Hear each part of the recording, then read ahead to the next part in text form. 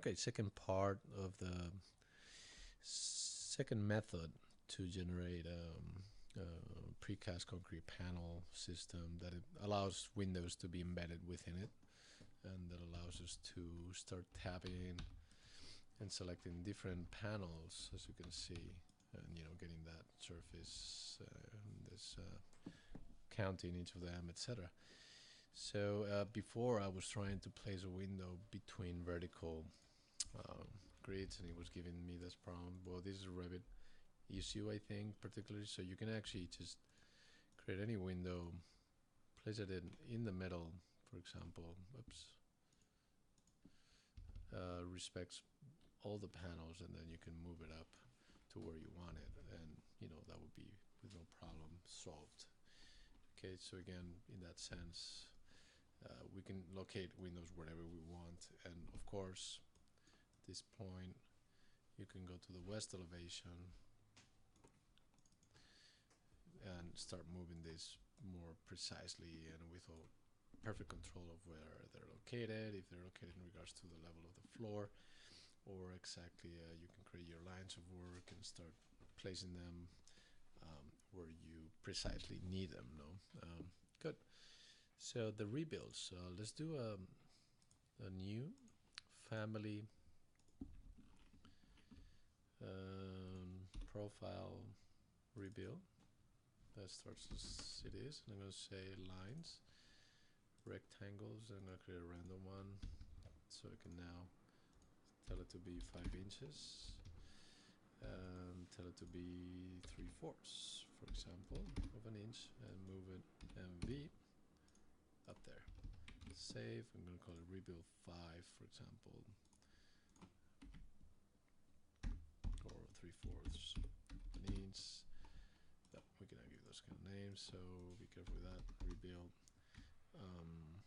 concrete precast concrete panels. Actually, not rebuilds, they're joins, but I think in terms of a digital term in Revit is rebuild, so why not? Say load into project, and so it's here. At this point, we can go to the I'm going to do a WT so you see what's going on. This is a good one. Here we can see this is the elevation, this is the plan. We don't need the plan. WT tiling, let's focus on that, and let's have also the rebuild there. Okay, so I'm gonna go to wall, rebuild, and you have the two options, vertical and horizontal, and you can snap. Now be careful because that only the default is set to be placed now. So let's say edit type and place it to be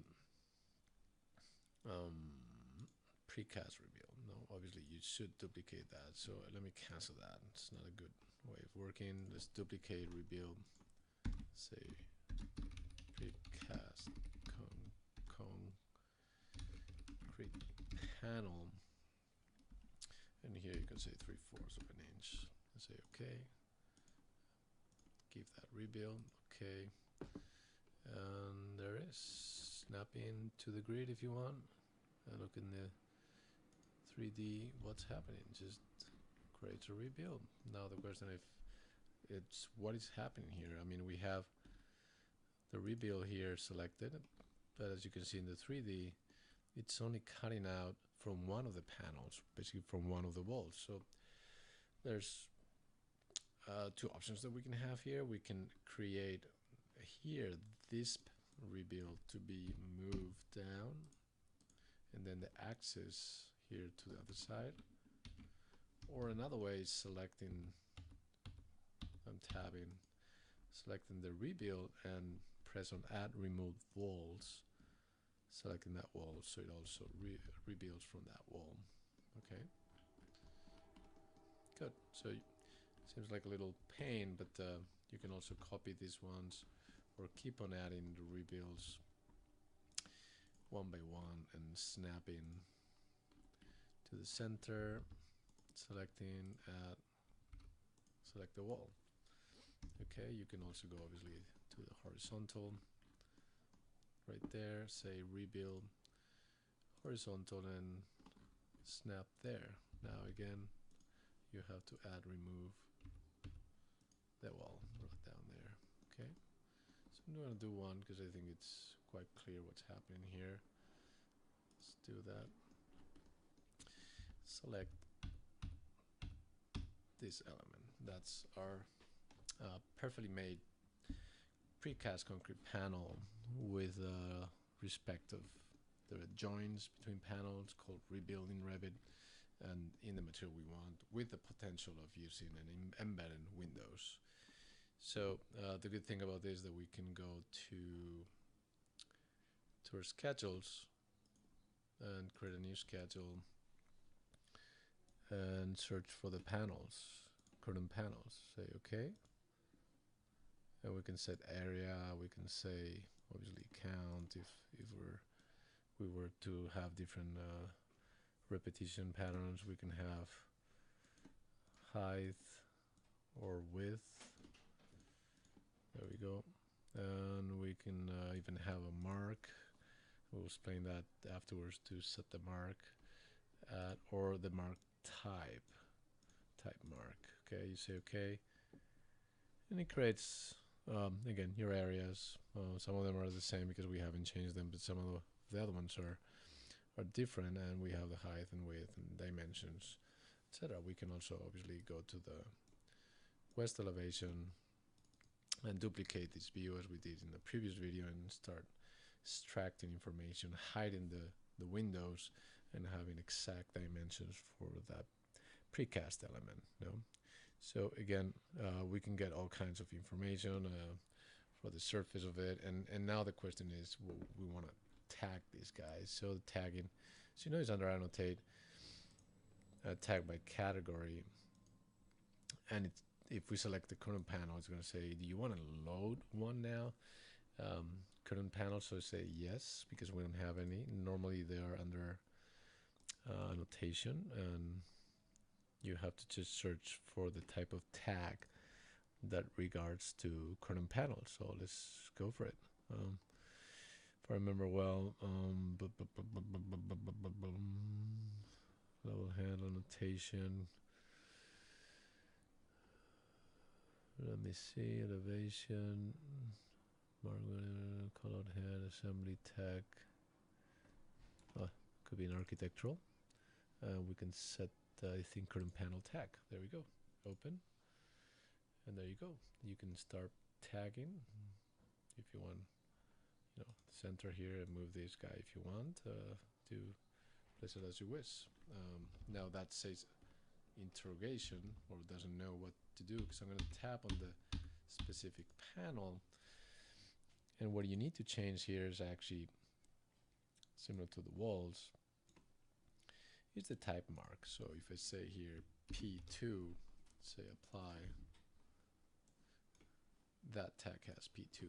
Now that would be good if all the panels were exactly the same. No, we could use, though, instead of the type mark, we could use the mark itself. So there's another mark, we can call it P2, apply.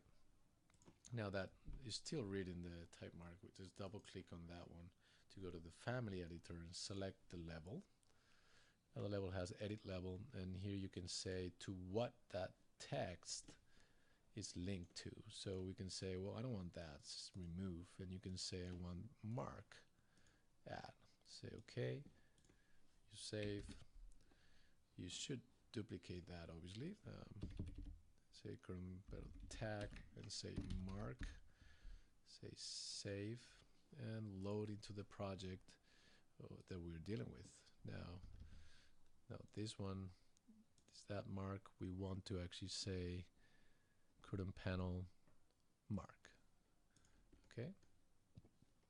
So it seems like nothing changed because it's the same, but now we can tap exactly to that panel, change the mark, and say P3, and that changes there, which means that each of the panels, and now we can go to annotate, say tag all. We have the second option, say OK. It'll take a while because it has to go through all the panels, and there's all the tagging that you can have. Now only this one has a name. Here's the thing, if you go to each of the panels, what you can do is go to the mark and call it P5 apply, and it changes. If you want to select all of them, you can select that and filter out everything except the current panels.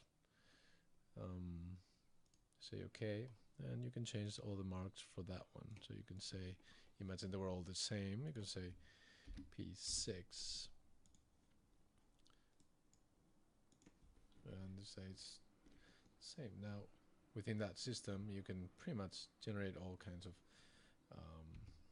marks for the panels, and not only that, obviously you can organize your schedule for panel schedule, and the marks should be down here somewhere. Now remember the panels, let's see, there you go.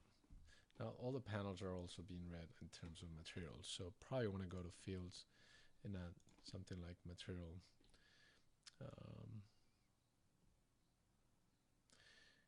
Or actually, if they're glass made, like finish, but I think that one doesn't have the, or you can set it by family, and if it has concrete, that you can filter out all kinds of information, so you only end up with a precast. You don't want the panels in this case to be also corresponding with the glazed ones. No, so again here we're setting also you can change the mark for each of the panels here afterwards, as you know, and here they're all P2 because I changed it in edit type.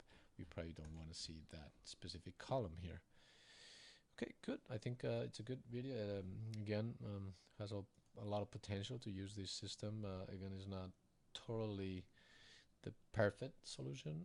It's a little more complex, dealing with more of panel systems and so.